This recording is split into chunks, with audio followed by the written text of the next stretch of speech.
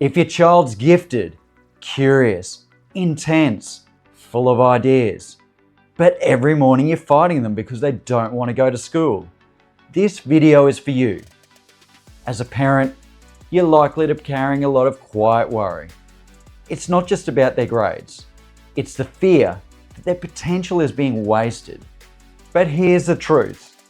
The risk isn't that they won't cope in the real world. The real risk is that the daily struggle will make them lose confidence and their love of learning before they're even started.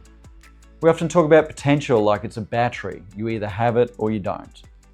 But potential is more like a seed. It only grows if the soil is right. In this video, I'm going to show you how to support your child that's really bright, but they're either hating school, they don't want to go, or they're in school distress. I'm going to show you some great strategies that can really turn this around.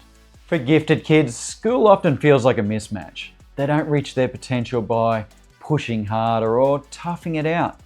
They reach it when they feel safe. When a child's overwhelmed, their brain goes into survival mode. They use all their energy just to get through the day. That doesn't leave any room for them to be creative or curious. Over time, that constant stress doesn't just hurt their attendance, it shrinks their spirit. Here's what many people miss. Smart kids are often the first ones to shut down at school. It's not because they aren't capable of doing the work, it's because they're smart enough to see that the system isn't always built for them. They notice when schools are more about sitting still than thinking big. This is especially true for 2E or twice exceptional kids. These young people are brilliant in some areas, but they struggle in others, whether it be focus, handwriting, fine motor, or sensory issues. For a 2E child, school can feel like running a marathon in shoes that are 2 sizes too small. Eventually, they just stop running. The biggest mistake we make is thinking that constant discomfort is the price of success. So we push. We talk about resilience, but there is a difference between a healthy challenge and chronic stress. Pressure makes the mind narrow. It doesn't help it grow. For a child who's bright, this pressure can lead to either two things. They either burn out or they completely check out. Neither of these paths lead to a happy, successful adult. How to unlock their best self at school. If you want your smart child to thrive, focus on these 3 things instead of just getting them through the door. First, safety. A child's brain only works best when they feel safe enough to fail. Second, a voice. Let them have a say as to how they learn. Choice is the best fuel for motivation. Third, interest. When learning connects to what they love, the work feels easy. As a parent, it's really important to be a strong advocate for your child. Help staff at school really understand them, their strengths, but also where they need support.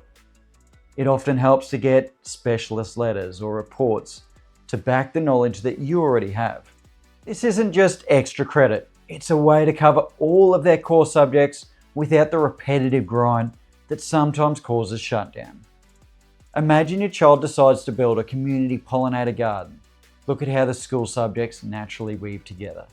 Science, they research local ecosystems, soil pH, and the life cycle of bees. Maths, they have to calculate the area of garden beds, create a budget for seeds, and measure out the precise spacing for plants. English, they write a persuasive letter to the local council for permission, or create a field guide to explain the garden to neighbours. For the smart child that asks, why do I have to learn this? The answer becomes obvious. They're learning maths not because it's just on page 42, but because they need it for something they care about. This shifts from being the passive student to becoming the creator. For a child who's been hating school or refusing to go, this shift can be life-changing. The goal shouldn't just be to make your child tolerate a difficult environment at any cost. The goal is to protect their spark. A child who stays confident and connected with their strengths will always find their way, even if their path doesn't look like everyone else's. When we stop asking, how do I make them go? And start asking, how do I help them thrive? Everything changes. Your child's worth isn't measured by how well they fit into the classroom. It's revealed when their mind is supported, not forced. Helping a gifted or 2E child reach their full potential takes courage. Sometimes it means redefining the way your family operates. You're not failing them for looking for a better way. You're being the strong advocate they need. If this video helped, hit the like and subscribe to the channel. Every week I cover a range of topics to support parents of neurodiverse kids.